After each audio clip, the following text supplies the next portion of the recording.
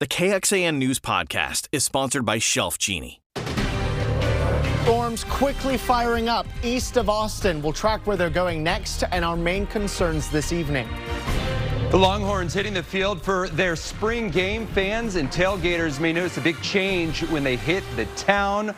What fans can expect in terms of changes. Before we get into that, though, we have Nick Bannon here. You are tracking these thunderstorms that have moved out to the east part of central Texas. Yeah, and they're blossoming in a hurry. I think they avoid Austin and the hill country, but our eastern counties are the ones at most at risk. Let me go ahead and show you what we're looking at here. And the severe thunderstorm watch issued here by the Storm Prediction Center and the National Weather Service only for Fayette County here until midnight tonight. That being said, we're already seeing storms developing in Bastrop County, as you can see just to the east of the city of Bastrop. This quickly developing storm that you can probably tell off in the distance with the towering cumulus clouds just east of 21. This will be drifting off to the south and east and will eventually be heading toward Fayette County too. Our main concerns for damaging hail, but also a low-end wind threat. Not really expecting a tornado concern or flash flooding threat with these relatively quick moving storms.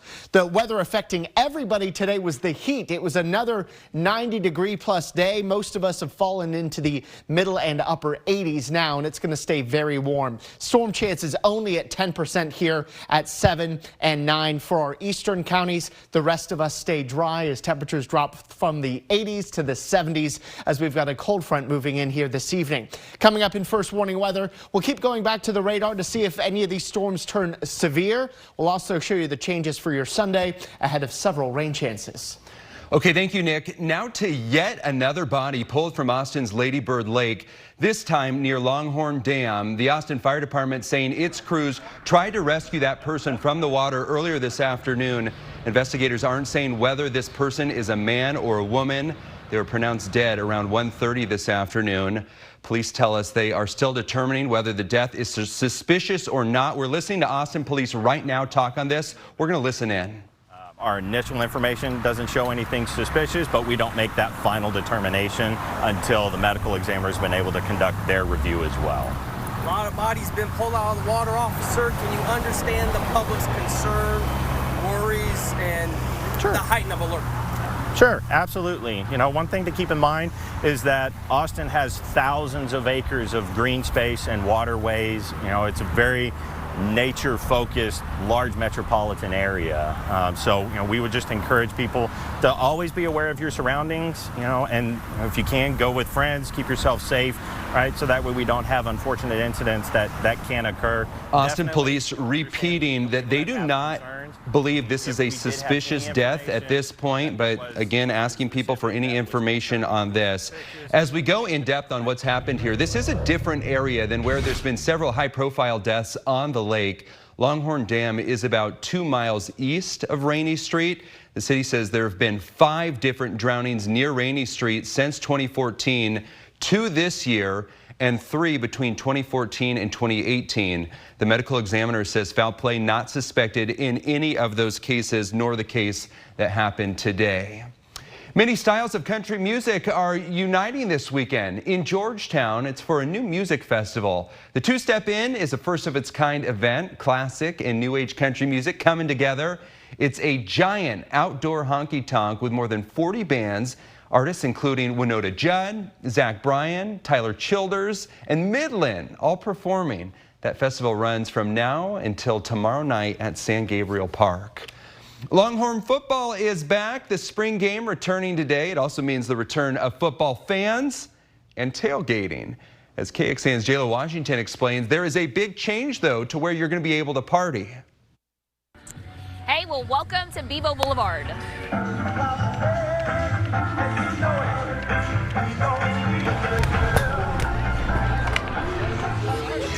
Okay, so obviously so much to do, so much to see, but if you're looking at tailgate before you get here, things are going to look different now.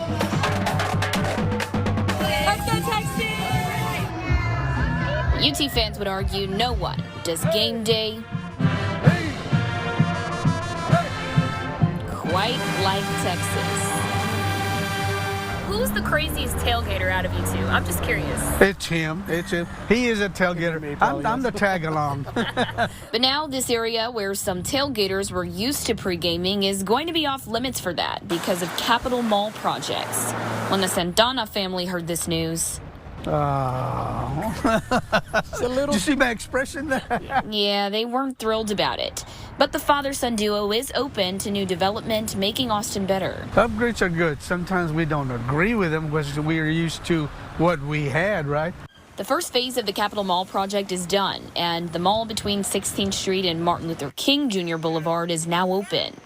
It's immensely satisfying to see plans that were in the offing for decades coming to fruition. The space that used to be a street area now has grass and walkways. We already see hundreds of people every day coming out and enjoying this new green space, you know, from school children on field trips to state employees to visitors from all over the state and the world. The masterminds behind the project say it'll make getting from UT's campus in the Capitol easier and more enjoyable. Maybe a new tradition for Texas fans on game day. We'll adapt to it. Jayla Washington, KXAN News. We'll have more on the actual spring game a little bit later in sports. Capitol Mall will become a civic space for a number of events. However, the State Preservation Board is waiting to schedule events until the landscaping has matured and some additional construction is completed. 911 call takers making a difference and really can be the difference between life and death. We meet one woman who's behind those life-saving phone calls, as well as an unexpected hero springing into action. When you call 911, you want the best person possible answering the call. This week, the community is honoring those employees during National Telecommunicator Week. And tonight, KXAN's Brianna Hollis introduces us to a woman who's the calming voice during these emergencies on the University of Texas campus and an unexpected member of the UT Police Department dispatch team. What's your favorite trick that he does? I like it when he bailes, when he dances. So you hold the treat up above him and he will do a little circle. I give him treats and he just loves it. So it makes me smile and it just makes for a better day. Widget is one of the UT PD dispatcher's dogs. And he's become part of the family. Widget is a fantastic part of our team here at UT PD. He's available for all the officers to come in and say hi to, especially if we're having a long, stressful day, lots of calls happening. The only thing he can't do is answer the phone. Ever since I was in the 5th grade, I knew I wanted to be in law enforcement. That's where people like Jessica Martinez come in. I've just always wanted to help the community, and I feel with this position I get to speak with our community and be the first responder and help them, so it makes me happy. A team and a mascot. Oh, God, boy. Dedicated to serving the UT community. Just being patient with the caller. You just never know what they're going through in that moment. But I do like being the person or the voice that they hear and being able to help them through whatever it is that they're going through. Brianna Hollis, KXAN News. We need to issue a correction on a story we aired in our late newscast last night. The Travis Central Appraisal District said yesterday appraisals have gone up by 13% in the last year. We had said higher. The office just started to send out notices of this year's values. One of the other big weather stories of the day today was the heat. In fact, we had record-tying heat. The high today of 94 tied the record for the day set back in 1924. It also made it our 6th day in the 90s so far this year. Only 1967 has had more 90s by today's date. It's been a very warm year. We're also watching those storms. This is the view from the Circuit of the Americas as quick development of stormy weather continues in Bastrop County. We'll track those storms as they move southeast in first warning weather. This KXAN News podcast is brought to you by Shelf Genie. I'm Rosie Newberry from KXAN Studio 512. Considering replacing your kitchen cabinets? Struggling to find or reach things? Go to shelfgenie.com/Austin. Shelf Genie designs custom pull-out shelves for your existing cabinets, adding convenience and value to the most used room in your home. Shelf Genie custom pull-out shelves, everything in reach. First warning weather with meteorologist Nick Bannon. Most of us are just hot and dry, but if you look to the east, southeast, you're seeing some incredible cumulonimbus clouds developing. This is how it looks outside our KXAN studios here in central Austin, looking to the southeast, and it's one by one. They're starting to line up here as a cold front works through central Texas, as well as a dry line too. The cold front is positioned roughly just southeast of downtown, and ahead of it is where we're starting to see some potentially future strong or severe storms. So in the metro right now, we're dry, hill country dry.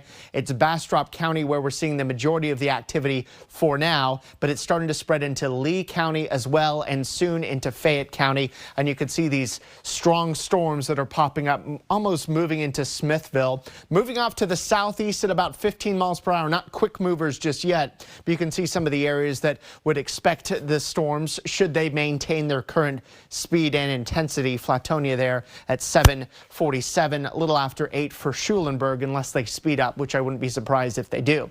Some of our computer models picking up very well on the storminess now, including this one here that takes the storms into mostly Lee and Fayette counties by 7, and then out of here soon after 8. I think after about 9 o'clock is a good time to think that even in our eastern counties, you're generally going to be dry. The rest of us, of course, we expect you'll stay dry, just like you have all day long. The metro, don't have to worry about the storms. Neither do you in the hill country.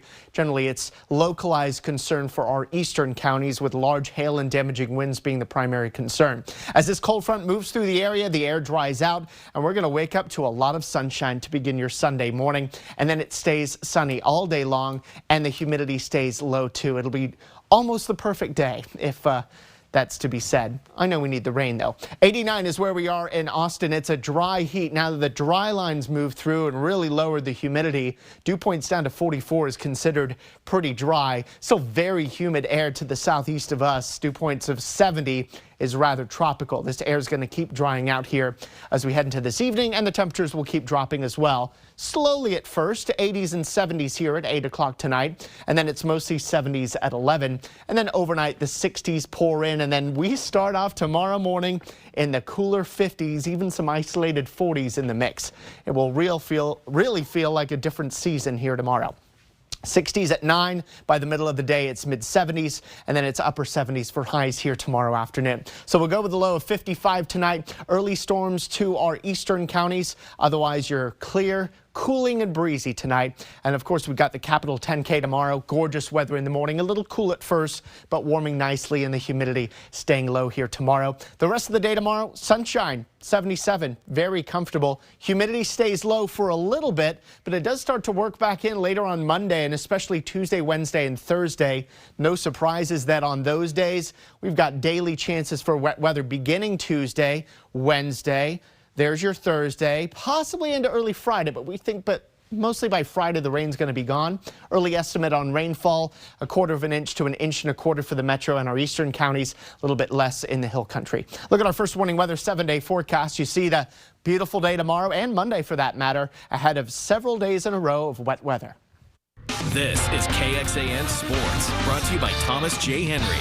Today won't yield any complete answers to fans' questions about this year's Texas football team, but folks were able to get a little bit of what to expect from the Horns in 2023 in today's spring game at Royal Texas Memorial Stadium. We pick it up here in the first quarter. Coming up, of course, crowd braving the heat out there to check out the Horns, the orange and white game they call it. Quinn Ewers here in the first quarter fighting Xavier Worthy. Fans want to see a lot of that this coming fall.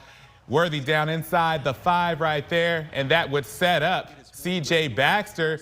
Couple of good defensive stands, but Baxter able to finally push it through for the 1-yard touchdown run. Still in the first, Arch Manning, one of the guys everybody wanted to see. He came in to take over on the second drive for the Orange squad, and he completes his first pass to Milton right there for 8 yards.